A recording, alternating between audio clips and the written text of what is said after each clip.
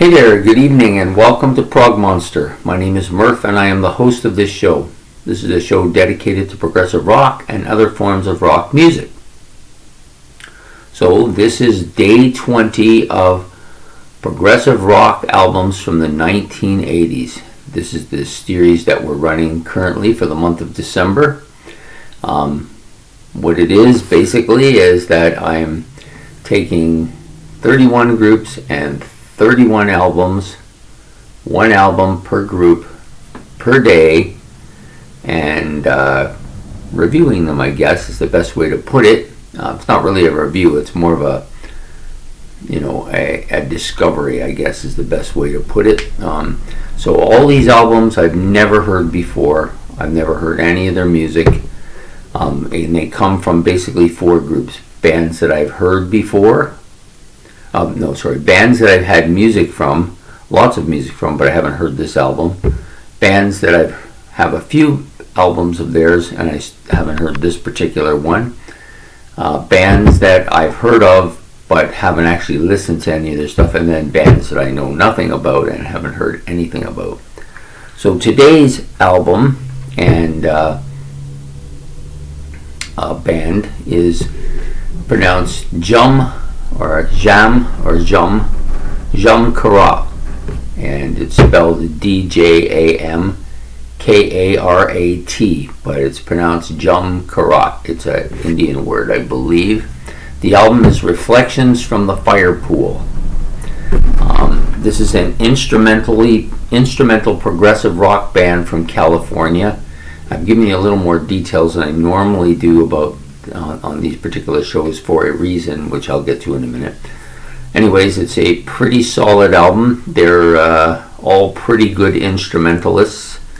I believe there's a keyboardist, a bass player, a guitar player, a drummer, but there's no vocalist. So there's basically, I think, the four instrumentalists, and some of them play a few different instruments. There's quite a bit of synthesizer and keyboard on this album from what I've heard, and I want to explain that. So what happened was that I punched in the album like I always do and asked for a full album review, but they didn't have anything on YouTube, and all I could find was the third track, which is Run Cerberus Run. So I listened to that entire track. Then I tried to do what I did with some of the other stuff, which was to punch in all the individual tracks separately, but I didn't get anywhere with that. So I ended up going to, looking for music displays, and I found the iTunes, and they had a preview section for each of the songs, which was about, I think each of the previews is about 1.5 to 2 minutes long, and so I listened to each of the remaining tracks through that. Now, I don't use Spotify, I don't use iTunes or any of that. I'm pretty much a CD guy. I don't even have any albums anymore. I long ago got rid of them. And I do have some cassettes, but I'm not even sure where they are, to be honest with you. But mostly, for me, it's CDs. That's the way I am. I like that kind of way about it. I don't like my music off of the internet generally. The only time I will listen to music off the internet is when I'm doing something like this, where I don't own the albums, but I want to review them for a particular series I'm doing, which is this one. But normally I like to listen to the album and then talk about it and to have it in my possession. That's just the way I am. So anyways, so you're not going to get a full listen. I didn't get a full listen to this entire album for that reason. I just get bits and pieces of most of the songs, and then a full listen to the Run Cerberus Run. But I get a really good feel about the album from those even bits. I can tell what I'm dealing with here. So because they're an American progressive band, they tend to be very instrumentally inclined. More so than some of the other places. They really like their guitar and soloing bits. And I don't find much difference here. The only thing about this is this band has a lot of synthesizer and synthesizer noises, and a lot of keyboards on their album, which is a little bit different. than a lot of American bands, but not that bad. But anyways, based on what I heard it was pretty solid. It's a pretty solid album.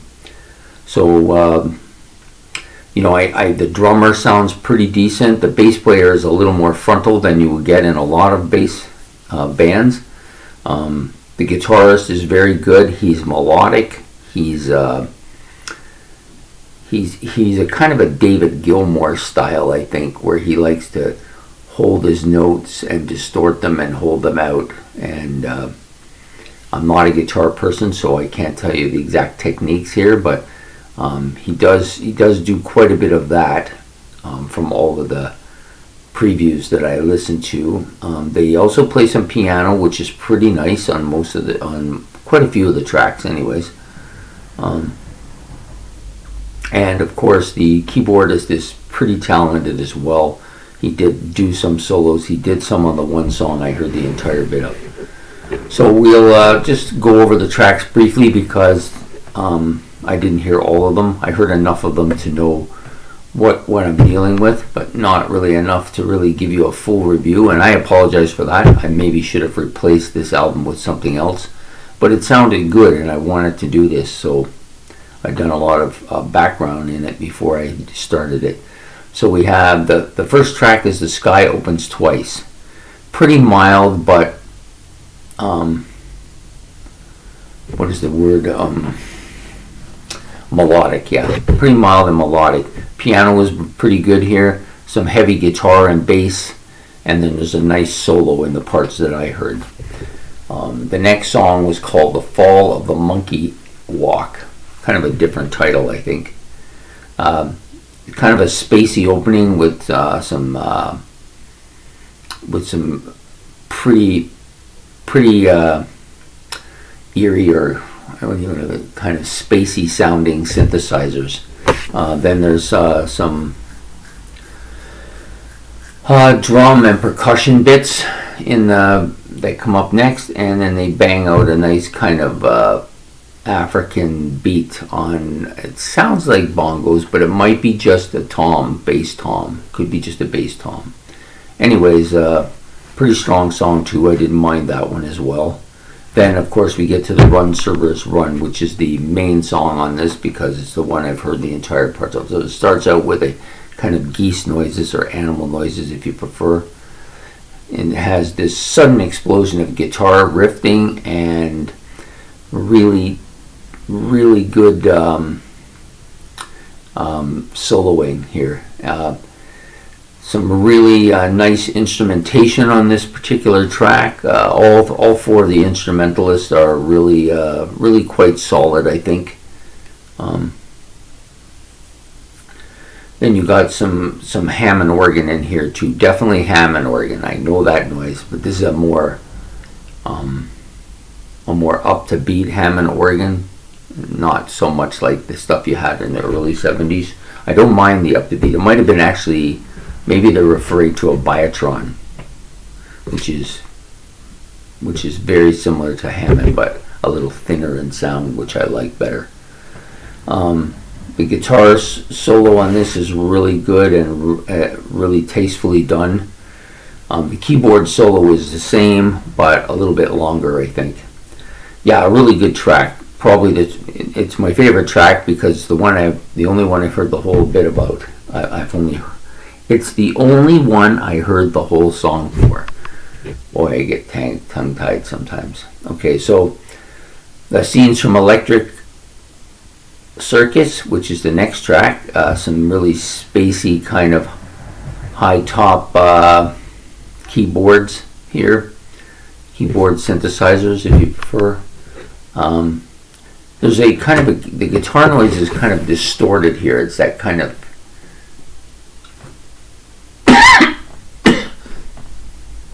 distorted with the kind of dragging on keyboard sound that you get from Pink Floyd.